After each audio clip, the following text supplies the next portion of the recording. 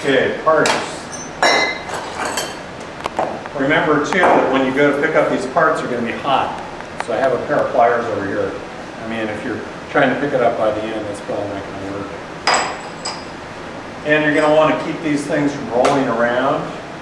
You can use, there's broken brick down here. You can use these little cast iron pieces to sort of put up here on the counter and hold it. Let's see, I'll try and do it so you guys can see what I'm doing and not hide it. So what you need to do is sort of heat this evenly when you're solder brazing. And get an area warm enough to actually melt the solder, and then it'll sort of wick in. It's almost magic. Has anyone ever soldered? You know how the solder will sort of get sucked in? So for this, you're going to need a little bit of this flux.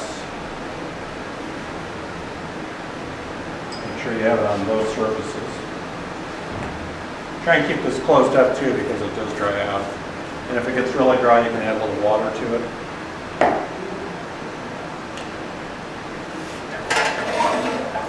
Okay.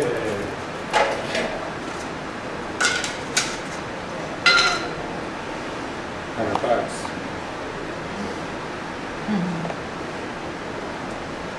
It's probably best to keep it on the roll so that you can sort of, get it in there.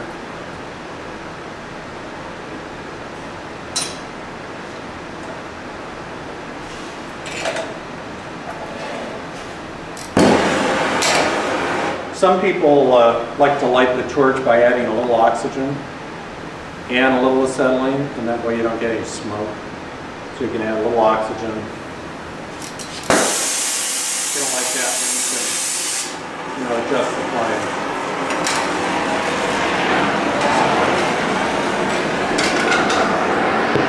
Another thing you don't want to do is when you're heating like this, is heat the handle of your pair of pliers.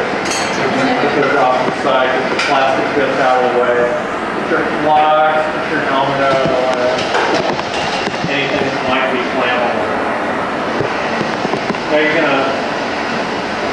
gonna see the flux sort of begin to bubble a little bit. This is a pretty hot flame, so I'm gonna back up just a little bit.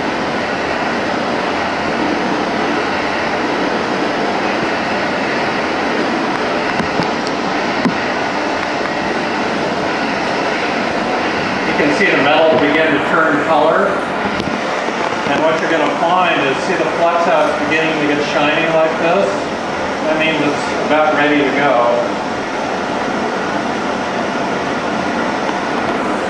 Just get a little bit on there and then sort of move around and heat it, and it'll suck in. Can you see that? Yeah.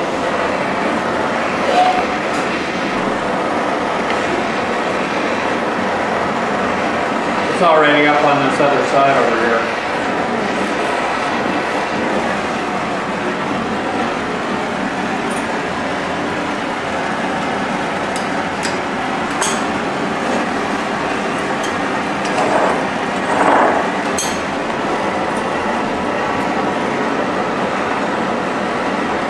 It doesn't take very much. Does the silver have to have a red tip? What? Does the silver have to have a red tip to it? A red tip? Yeah, because when you the silver, not that one. Silver. Because it just heats up. Just keep going, I'll watch. A red tip? Yeah, because no, I mean, as soon as you put any direct flame on it, it'll melt in 5 seconds. It melts at like... But you have to make sure the metal's hot enough to sort of suck it in. Yeah.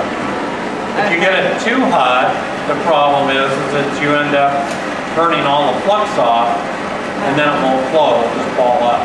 Okay. That's another problem you can have with silver. Oh, okay.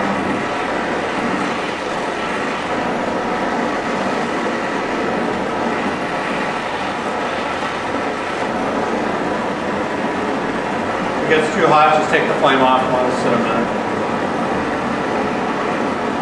How can you tell if it's getting too hot? When it starts to get red. Okay.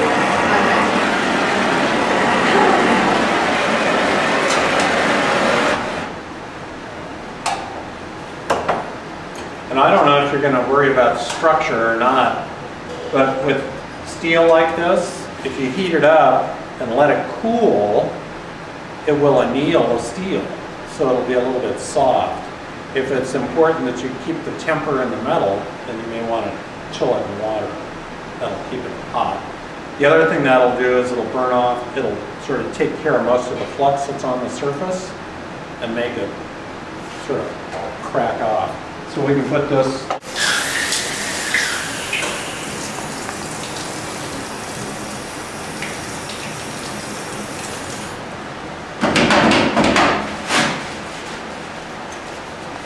and that's why it's important to have a tight joint. Okay. Now, if you have something that isn't quite so tight, you can use a yellow brass. I mean, you could use this too, but you have to feed it in very carefully and sort of watch how it's melting as you go. Watch the dollars melt away. Well, if you put too much on, it'll just, and it's too hot, it'll just suck to the inside and then you'll never see it again. Wow, okay. Huh.